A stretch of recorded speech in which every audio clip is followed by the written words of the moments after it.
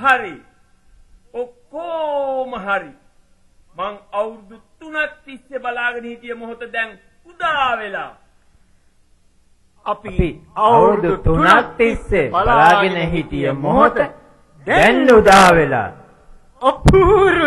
අපූරුයි. පින් සිද්ධ වෙයි.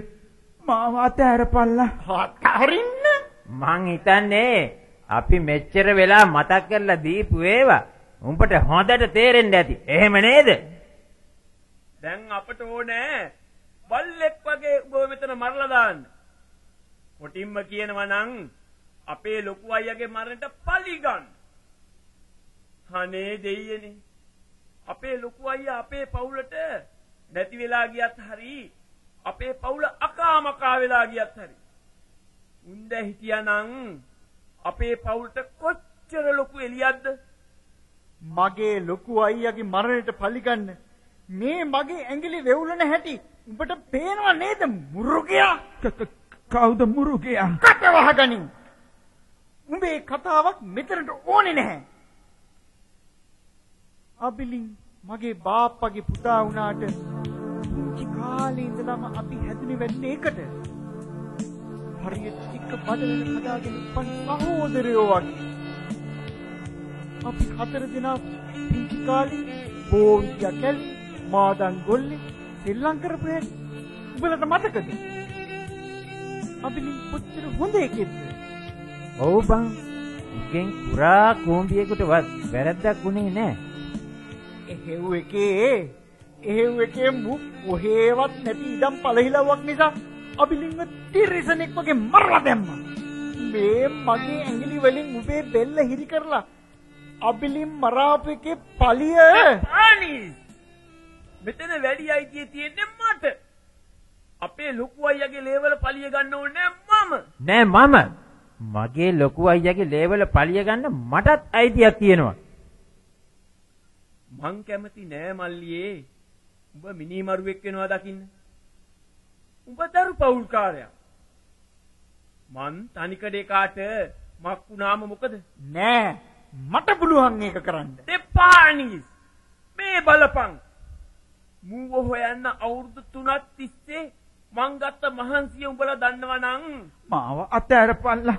මට යන්න දීපල්ලා. කට වහපං. යන්න ඉඩ දෙන්න.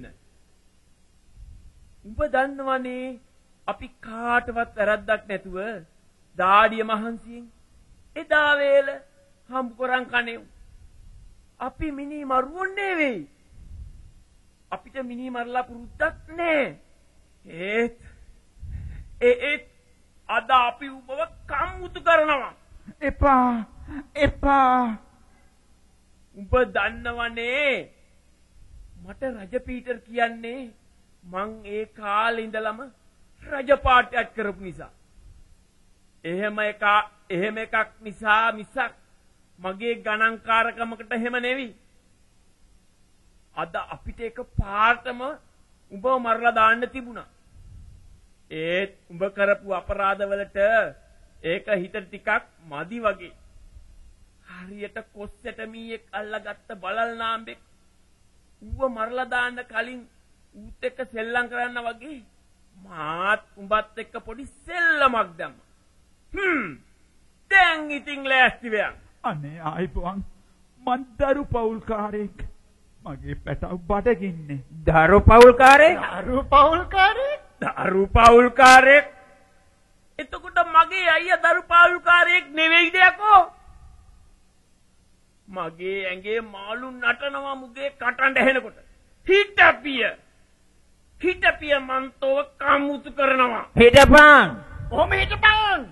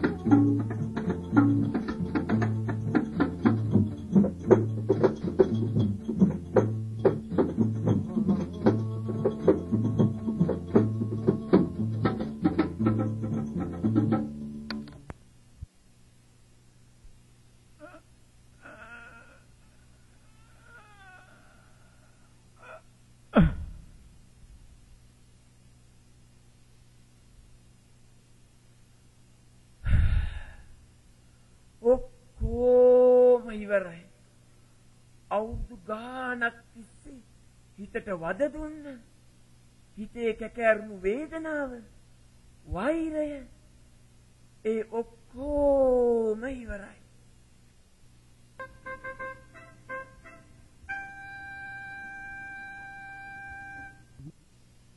දැන් ඉතින් අපි ජය පෙන්වමු. ඔව්. මට දැන් දැනෙන්නේ රාජසිංහ රජුරු මුල්ලේරියාවිල ලේවිලක් කරලා ජය පැන් බීපු දවස වගේ. මං එදා රාජසිංහ රජුරුවන්ට ඇත් කරපු හැටි උඹලට මතකද? මෙන්න මෙහෙම.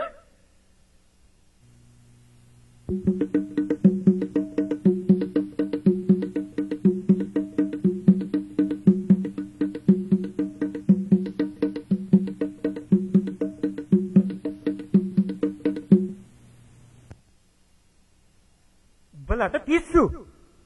මේ මල මිනිහා කාමරය ඇතුලේ තියාගෙන නාටකම් යන්නේ. හැබැයිටම තව පොඩ්ඩෙන් මට ඒකත් අමතක වෙනවා. අපි මොකද මේකට කරන්නේ?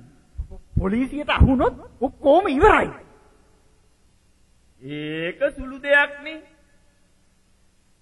දැනට අපි මුව කොහේ හරි හංගලා තියලා මට නම් මොකද්ද වාගේ. අපි යවෙයිද? බය වෙන්න එපා. අපි මේක කොහෙද ටිකකට හංගලා තියෙන්නේ? හරි. අල්ලපල්ලා. මූ අර කුණේ තියෙන ලෑලි කාමරයට ඇදලා දාමු.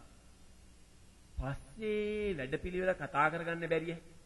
ඒක හොඳයි.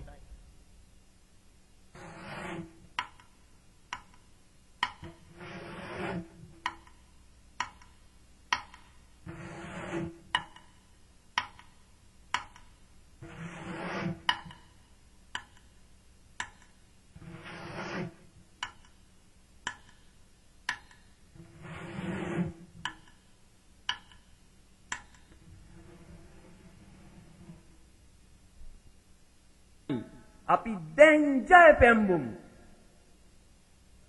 කමක් නෑ මල්ලි. උඹත් දීපන්.